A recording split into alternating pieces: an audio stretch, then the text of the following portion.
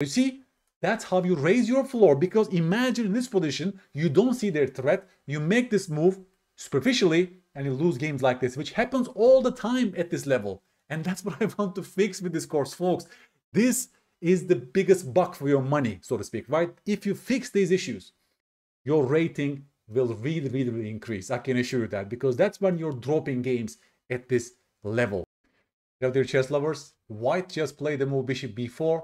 It's your turn to find the best move for black in this position.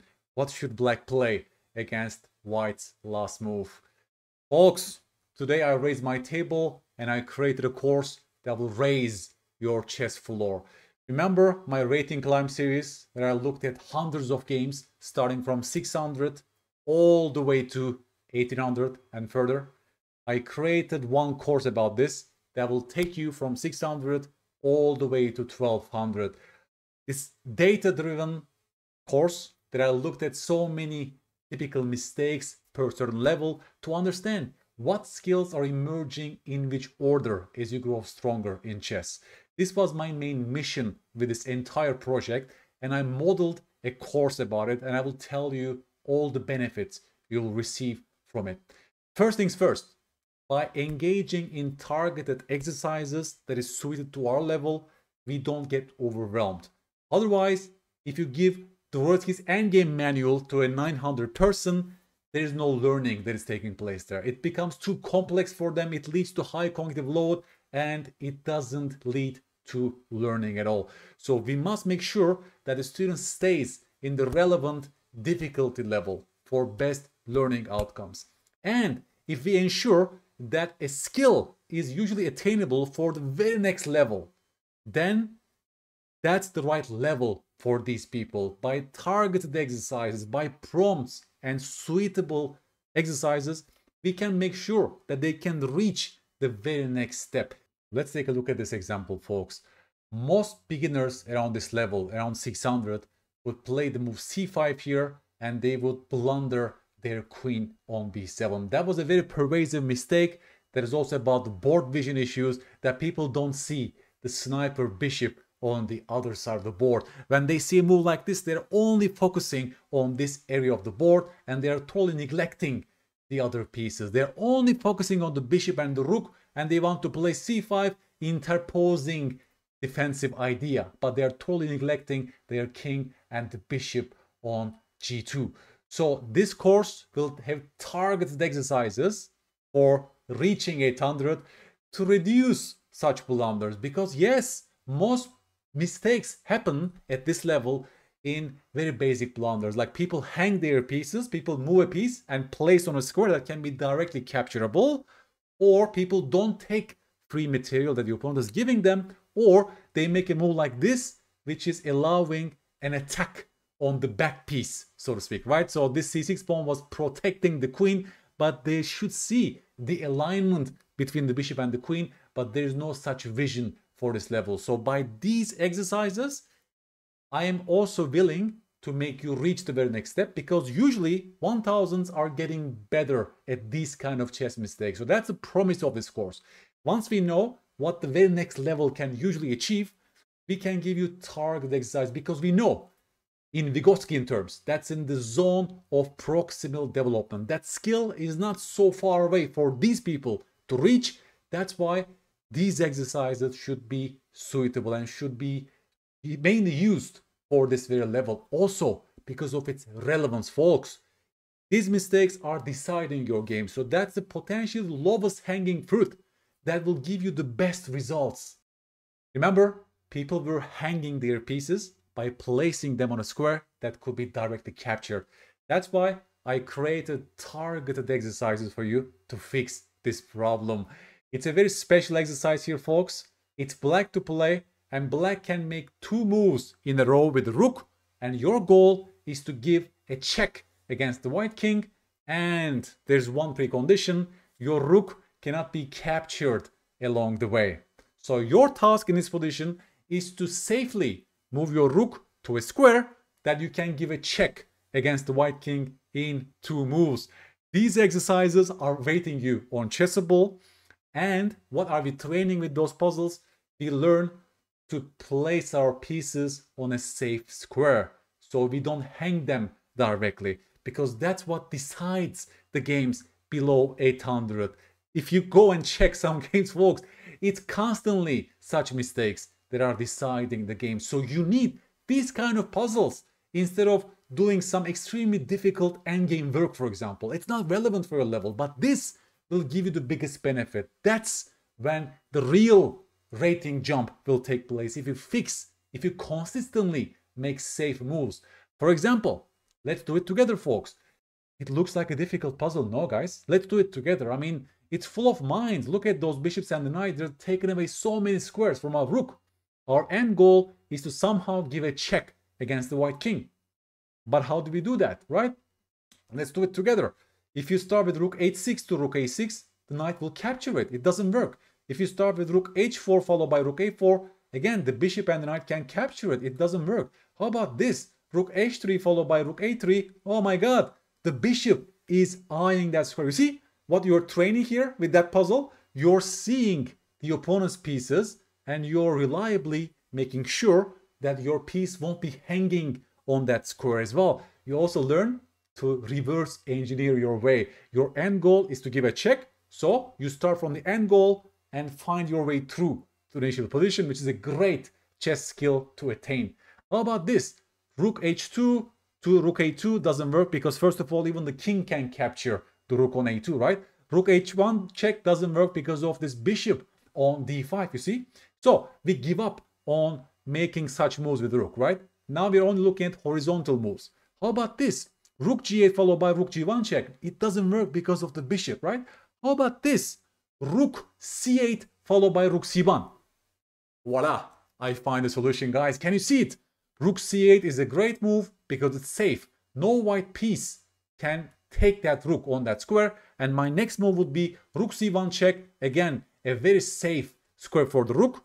No white piece can capture that rook. And that's the only solution. If you pay close attention, rook c8 followed by rook c1 is the only way to solve this strange looking but very important puzzle that will consistently ensure you to make your moves safe. You will stop hanging your pieces on the next turn by engaging in those puzzles. And again, on Chessable, you can make 2 and sometimes 3 moves in a row with the same piece. And the goal is to stop such very basic but important blunders. Another problem for people below 800 is that they don't see direct threats, including mate in one threat. In this position is white to play, folks. And black's last move was queen a3. First of all, ask yourself what their next move is before you come up with your ideas, because that's always the first question in chess. Whenever your opponent makes a move, you have to ask yourself whether you're facing a direct threat right now. Because if you miss this question, you can lose any chess position. And this course will also drill that thought process over and over again, okay? Queen a3, what are you seeing? What is their next move, folks? Yes, queen b2 mate is a huge threat right now. So all of your candidate moves must revolve around this. It seems like the king has no escape, you cannot do this or that. It looks like it's game over. But there's one solution for white in this position, and I want you to stop the video and find that solution. This puzzle is also nice because it's slowly reaching us to making 3-ply calculations, very short calculations to reach our dreams. And again, guys, I'm talking about the dream state. Your dream state is to get your queen to c1 to prevent mate, right? Because once you look deeper, that's the only way for white to save this position. The queen has to somehow appear on c1 to stop queen b2 mate. But how do you do that? And it's your turn to engage in this short calculation, folks, to find a solution. Yes, queen f4 check followed by queen c1 is the only way to prevent the mate on the next turn. You see, from this example, first of all, we learn how to spot the problem, how to basically identify the real threat we are facing, and then engaging in very short calculations to reach our dreams. No knight move could cover b2. Queen f8 check doesn't work. Nice, because of queen f8 capture, right? It's also good, right? Not hanging our pieces. So this leaves us with this check followed by queen c1, and you're using the method of elimination in this case. Again, raising our chess floor means to stop giving away games like this. And those exercises are so underrepresented. If you go to Puzzle Rush, if you go to other places, right, you don't often see such defensive puzzles. But to my mind, fixing these is more important potentially than finding the next winning tactic for yourself, because a single crude blunder, you can lose any chess position. Chess is one of the most cruel games out there, so engaging in such puzzles will surely raise your chess floor, folks. So now we've reached the first elevator by reaching 800. Now, the second elevator will elevate you to around 1000. And again, for that, I looked at hundreds of games between 800 and 1000 to identify the skills that are reached by 1000 players, but it's not so reachable below 1000. So in this elevator, I will give you those exercises. Again, very crucial thought process patterns that you need to drill to reach the level 1000, folks. It starts from this position. Knight c4 was their last move. And what you're seeing, please tell me, what was the very first question you must ask yourself? Yes, are we facing a threat right now? And the answer is yes. The queen has to move in this position. But where do you move the queen? Now we are talking about very basic blunder check patterns, folks. I talked about this many times in my videos. Blunder check is the final crucial step, which you must finish your calculations. You have to make sure the opponent doesn't defeat you by a forcing move. That's usually how you define a blunder, but you need to also get the right cues from the environment. Already from this position, the queen has 3 choices, no? Otherwise, you're hanging your queen. Let's drill. Queen a5 hangs the queen. Queen c7 hangs the queen. When you're reaching 800, you fixed these problems. So you should be quickly identify those 3 safe-looking options with the queen, right? Queen b5, queen a6, and queen d8 looks safe at first sight. But only one of these moves are really safe. And you must tell me which one. What is that process you have to go through, folks, to make sure your move is not a blunder? Yes, folks, queen d8 is the only move for black in this position. Congratulations if you found the move by asking yourself why the other moves were blunders. Because you see, queen b5 allows this alignment. Now we are talking about those geometrical patterns. Your queen is aligning on the same diagonal as the enemy bishop. That's almost never a good idea, right? And you're allowing this discover check, knight d6, followed by bishop takes b5. That's a very, very simple tactic to understand, and you're losing your queen, correct? If you play queen a6 in this position, folks, you see, again, your queen is aligning on the same diagonal as the bishop, and you're inviting the same check, followed by bishop takes h6.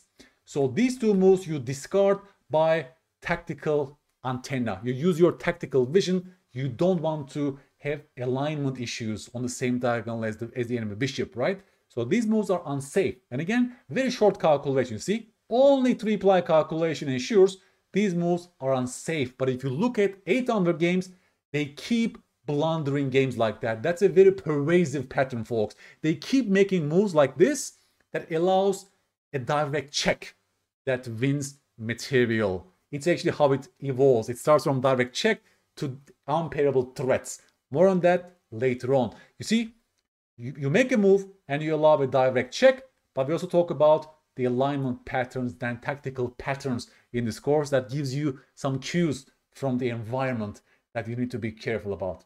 Another very typical problem for 800 players, folks, is they don't see 2-move threats, right? Their 1-move threat checks are getting better. They can reliably see mate in 1 threats and they can pair that, right? But now they have difficulties in seeing 2-move threats. For example, in this position, black players just play the move rook d8. At first sight, it looks purely like a defensive move, right? Because your bishop was hanging, now you're only defending your bishop. Can you please stop the video and engage in this process of, first of all, asking yourself whether you're facing a threat right now, because that's always the first question, remember? And once you identify the threat, what should white play here, folks? You tell me. You're a great player, folks. First of all, if you identify the real threat you're facing. After rook d8, you see the alignment and you see this discover check option for black. If you make the most natural move, knight c2, which is hitting the pinned bishop, and improving your knight, you're allowing the winning tactic, bishop takes f2, followed by rook takes d1, right? So these things should be checked and seen relatively quickly as you grow stronger in chess. This move looks defensive at first sight, but black introduces a winning tactical idea, which white needs to see. So while you're reaching 1000, you also reliably get better at seeing those small tactics for the opponent and parry those. Once you see the threat, folks, you tell me a couple of good looking options for white in this position. Yes, king f1 is a very good move. You're avoiding this check, correct? And there's also one more move here that looks good for white, is the move rook d2, because now if you take the check, I will recapture with my rook. My next move could be knight c2 and exploiting the pin on the d file and improving my knight as well. But you see, that's how you raise your floor, because imagine in this position, you don't see their threat, you make this move superficially and you lose games like this, which happens all the time at this level. And that's what I want to fix with this course, folks. This is the biggest buck for your money, so to speak, right? If you fix these issues, your rating will really increase. I can assure you that, because that's when you're dropping games at this level. Talking about two-move threats, now we're moving to three-ply calculations. According to my observations, three-ply calculation starts to develop around level 1000, folks. So those players who are about to reach 1000, you need to also work on these very basic three-ply short calculations. Okay, why to play in this position, folks? It connects nicely to a theme we talked about in this video. Okay, why to play, and tell me a good-looking option for white. A very short calculation sequence, folks. I'm expecting you to engage in with white in this position. White has a very good-looking resource, but you also need to avoid the blunder, please. First things first, folks. You see the queen and the knight, and you see the weakness on h7. The king is not safe. You would ideally want to make moves like this, right? Knight g5 creates a double threat on the rook, but also on the pawn on h7. Your knight and your queen wants to attack the black king on the king side. That's correct. Nice orientation phase. But is this move safe for white? That's my first question. And you're a great player if you understood that this queen on a4 and the queen on h4 are aligned on the 4th rank, and this will be a terrible blunder to move directly to g5 because you're blundering your queen. Your queen becomes a hanging piece after you move your knight. And this mistake type is, as we've seen before, on the very first position in this video, is pervasive. Around 800, below 800, people simply don't see that queen on a4 before they make a move. They are impulsive, they want to go for direct threats and give direct threats, and they don't check for such blunders. So even just seeing that queen on a4 is a big step forward for you to raise your chess floor. Once you see the real problem with knight g5, you don't stop there. You want to make your idea work in a better context. And please, folks, tell me, what should white play in this position to make this idea work in a better context? Yes, we start with the move b3 first, and you see the queen can no longer remain on the 4th rank, which means our knight is no longer pinned after queen c6. Well, now we go knight g5 because our queen is no longer hanging, and you create double threat on the rook and also on the pawn on h7, and black is losing material. You reached your goal by engaging in three-ply calculation. That's it. That's the first ply, the second ply, and that's the third ply. You give a double threat, everything is safe, nothing is hanging, and you're winning this game. You see the tremendous value of this exercise?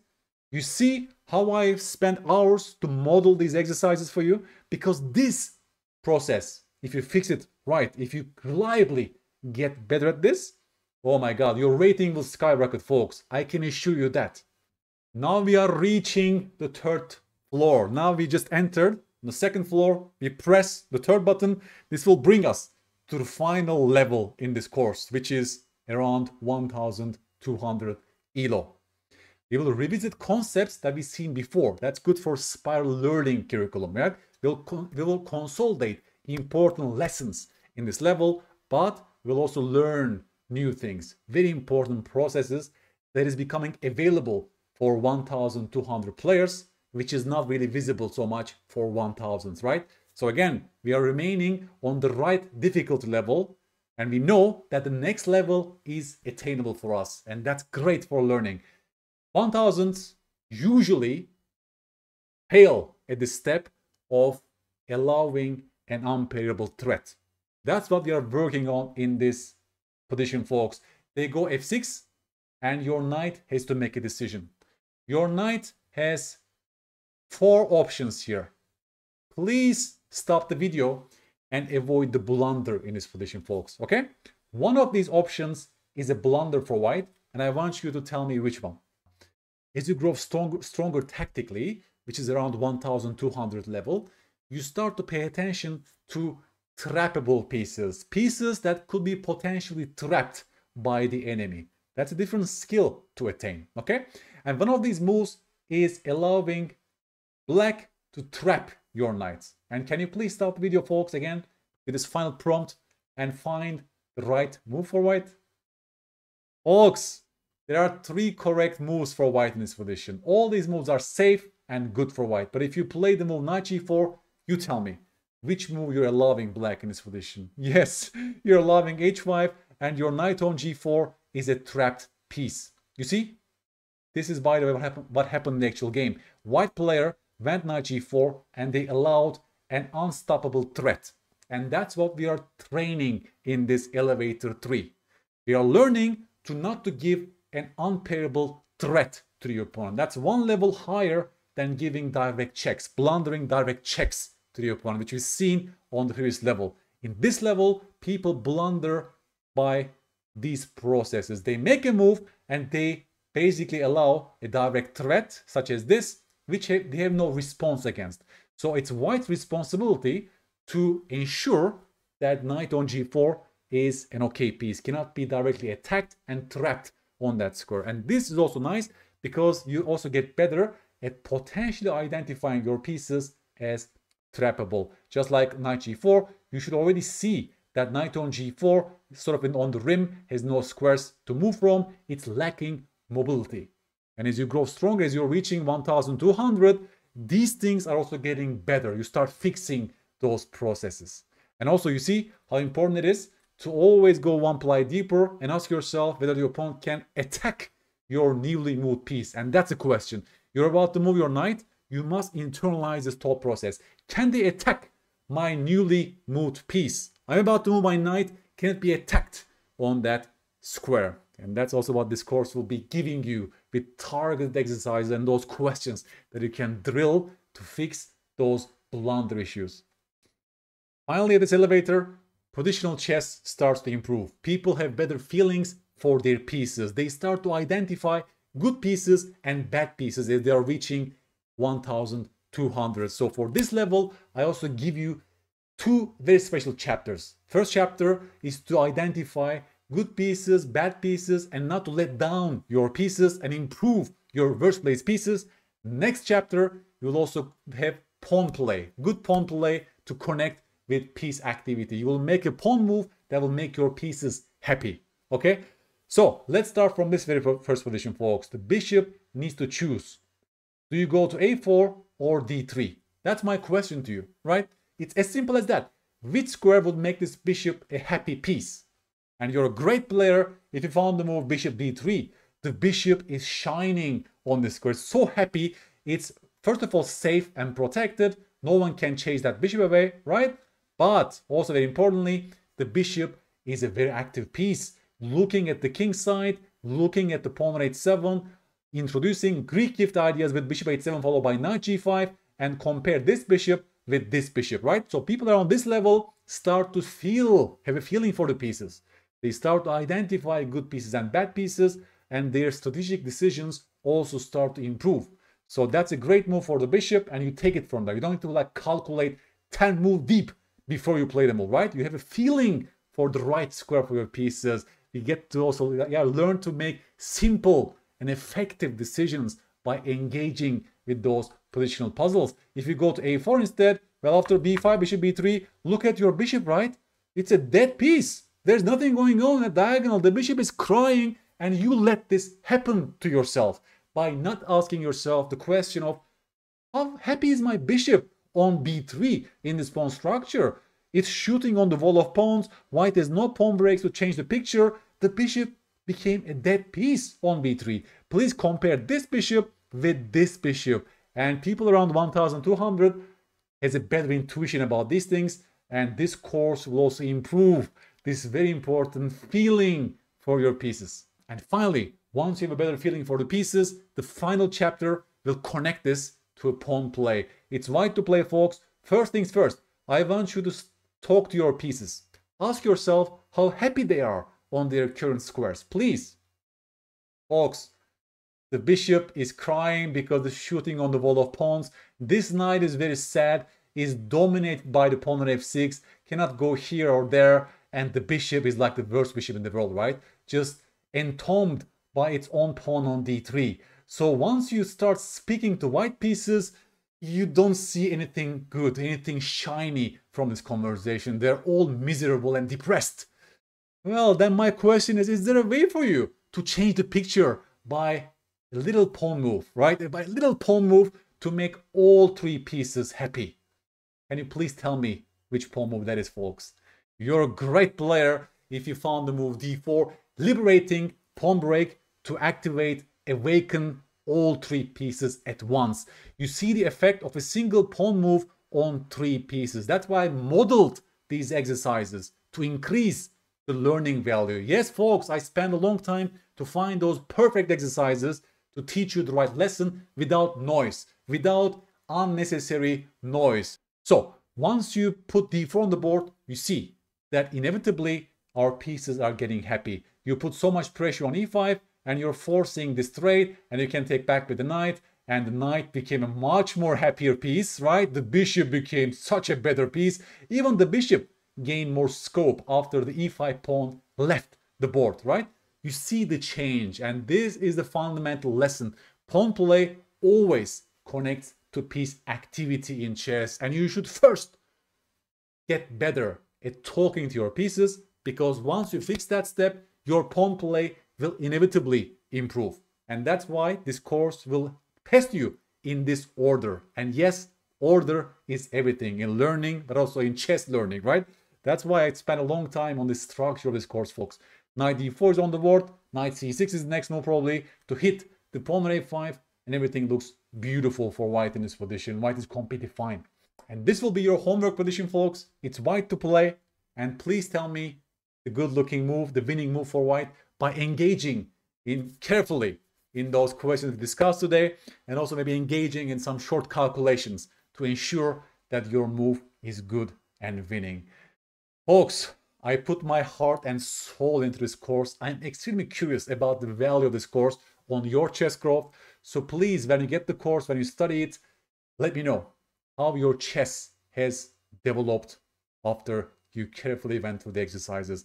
I also put so much video on this course, folks, describing step by step all the right thought process patterns. I will first of all stop, give you some prompts before showing you the solution to engage active learning, right? I ensure that you're challenged, but also it doesn't get so overwhelming for you. So of course, I will leave more room for those strong players to figure out themselves. But if you need more support, I will give you full support in the video section as well. Also in the text, I explained the right thought processes by really dissecting those positions and finishing off with a clear take-home message after every single variation.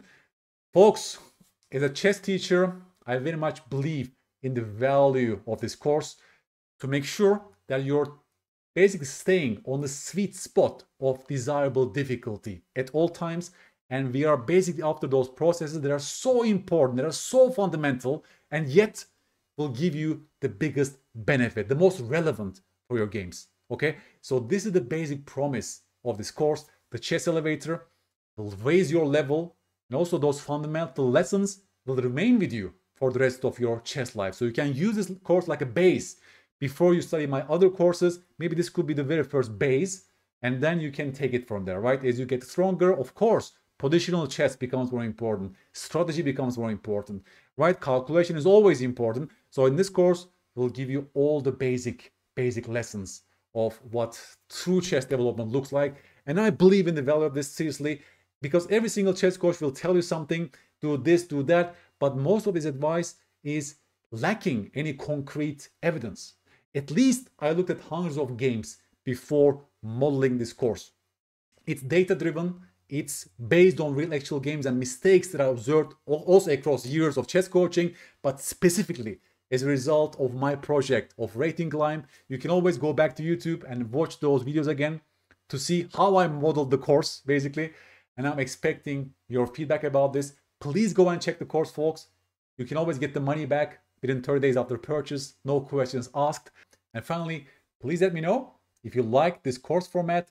I can make another course, like a sequel, on how to start from 1200 and reach 1800. Again, starting and continuing from my Rating Climb project. I hope you will enjoy the course, folks. I hope this will give you great value, will lead to real improvement. I'm wishing you all the success in your chess life, and I hope this course will help you reach the very next level in your chess journey. Thank you so much.